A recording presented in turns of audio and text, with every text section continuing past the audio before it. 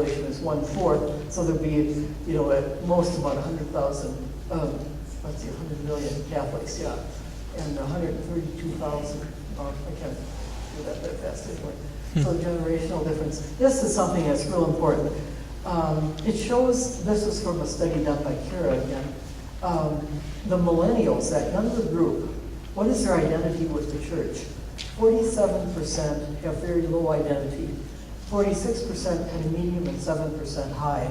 High identity would be defined by 7 or 8 questions, such as, do you think it's important to go to church every week? Do you care if your children go to church? Will you be going to church as an adult if you're not then an adult, and so on. 7% have high identity. They are this, from that small percentage is where most seminarians come. And so they have little tolerance for their younger or their low and medium brothers and sisters. And also many of the religious come from that. I think for vocation directors to really work on that medium group is something important. Not to just focus on those who are now ready to go, but to get those, to encourage others. So far, it's a small percentage of the population. By now, it's probably about 12 or 13%, but this was in 2005. So you can see the other generations. Pre-Vatican II has the strongest identity, and Vatican II pretty good, and post-Vatican II not so bad, but then you get down to that last generation, high identity, very, very poor. And so attitudes about sacraments, there's a number of things here that you'll find interesting. That the church is fairly important to you, 31%. Not bad, but many of them are more important. I'll just quickly go through these. I'll just do a couple. This is working together well. Professional confidentiality, creating a safe space when you work together, showing appreciation for your spiritual lives, appreciating each other's approach to the church. Why are we doing this? It's not a great mission statement, but we'll revise it if things get better.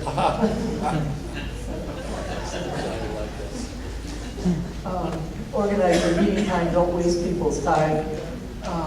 Build a culture of pastoral accountability. I love this slide.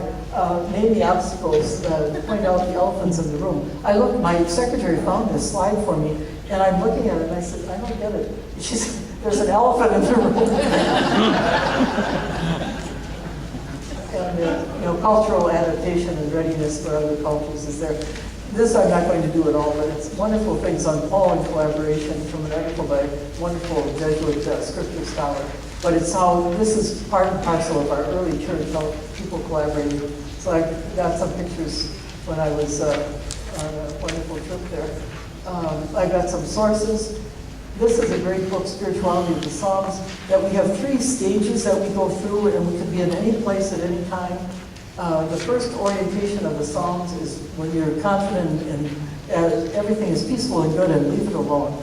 And then something happens and you get disoriented and there's incoherence and loss of balance. And then finally, God enters into the picture somehow, and there is a season of new life. It's just beautifully portrayed in the Psalms, pulled out in that way. So what can we all do? I know that God's part of intervention in our lives, God's part in our life is what's really important. I have to tell you just a very brief story about when I taught 8th grade. It's the one story that I remember that's pleasant. It actually comes out of a rather unpleasant day. These students were just impossible to manage. They had had a teacher before who was very stern, and I was a brand new teacher my first year. And so I had no idea how to control them. And so this particular day I said, in the morning they had been very misbehaved. He says, all right, this afternoon we're having no talking. I'm not talking to you, and you're not talking to each other or to me. So I wrote the assignments on the board. I said, this is it for the next 2.5 hours.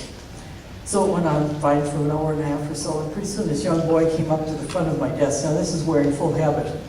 And he said, in front of it, no, first from his desk, he said, sister, and I just ignored him, stood in front of my desk, sister, and ignored him. Came around to the side of the desk, sister, and he lifted up my veil and he said, sister, are you in there? So I always think of that when I'm in a difficult situation. Am I in there? And that being in there means that I am in there with Christ. And if that is absent from my life, there is no life. So I'm not in there. And so getting in there is what's the important thing, but I always remember how he lifted up my veil. So what can we do? Find a heart to face our future without fear, with great hope and trust. Surrender our spirit into God's hands.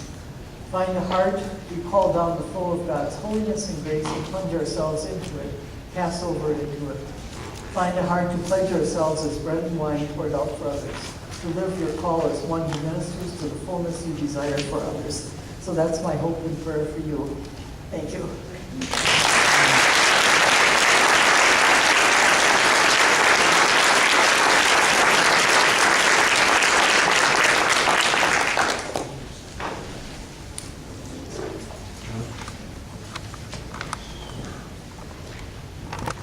I'm about to say the words that everyone is longing to hear. Take a 10-minute break.